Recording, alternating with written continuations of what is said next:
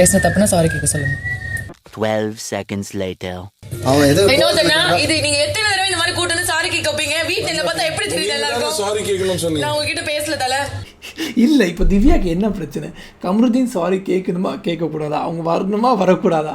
Captain கிட்ட sorry கேட்கணும். வினோத் வந்து கரெக்ட் டைமில் கூட்டிகிட்டு வந்தால் நீங்கள் வந்து கூட்டு வந்து சாரி சொல்ல வைக்காதீங்க. எத்தனை வாட்டி ஒரு மனுஷன் சாரி சொல்லுவான்னு சொல்லி அது வந்து ஒரு பிரச்சனையாக போகுது. திவ்யாவுக்கு உண்மையிலே என்ன பிரச்சனை தெரியல. அவங்க வந்து ரொம்பவே அன்ஸ்டேபிளாக இருக்காங்க இந்த இடத்துல. கொஞ்ச நாளைக்கு முன்னாடி வந்து எனக்கு திவ்யாவை வந்து பிடிச்சிருந்துச்சு. அவங்களோட ஆக்டிவிட்டிஸ், அவங்களோட எடுத்து வைக்கிற கருத்துலாம் நல்லா இருந்துச்சு. ஆனால் இப்போ வந்து பார்த்தீங்கன்னா ஒரு சுழலுக்குள்ள வந்து அவங்க மாற்றிக்கிட்டாங்க. கமருதீனை டார்கெட் பண்ணுறது, கமருதீன் கூட சண்டை போடுறது. இந்த பிக் பாஸ் ஹவுஸில் கமருதீன் மட்டும்தான் அவங்களுக்கு வந்து ஒரு மேஜர் இஷ்யூவா இருக்காங்க. வேற யாரும் வந்து திவ்யா கணக்கு தெரியல போல கேமை வந்து விட்டாங்க. இதனாலேயே வந்து பாத்தீங்கன்னா திவ்யாவோட டவுன்ஃபால் மாதிரி எனக்கு தெரியுது. கமருதீன் கூட சண்டை போடலாம், ஆனா அவர் மட்டுமே பிடிச்சிட்டு சண்டை போடுறது, அவர் மட்டும் தான் பெரிய தப்பு பண்ற மாதிரி, அவர் மேலதான் எல்லா தப்பு இருக்கிற மாதிரி வந்து அவங்க ஃபீல் பண்ணி சண்டை போடுறது எனக்கு அதுல வந்து பெருசா விருப்பம் இல்ல.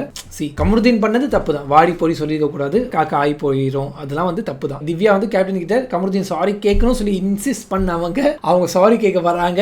அது சாரி கேட்டு அந்த பிரச்சனை வந்து அப்பவே முடிச்சிருக்கலாம். ஆனால் அந்த பிரச்சனையை வந்து வேணும்ன்ட்டு சண்டை போட்டு பெருசாக்குறாங்க.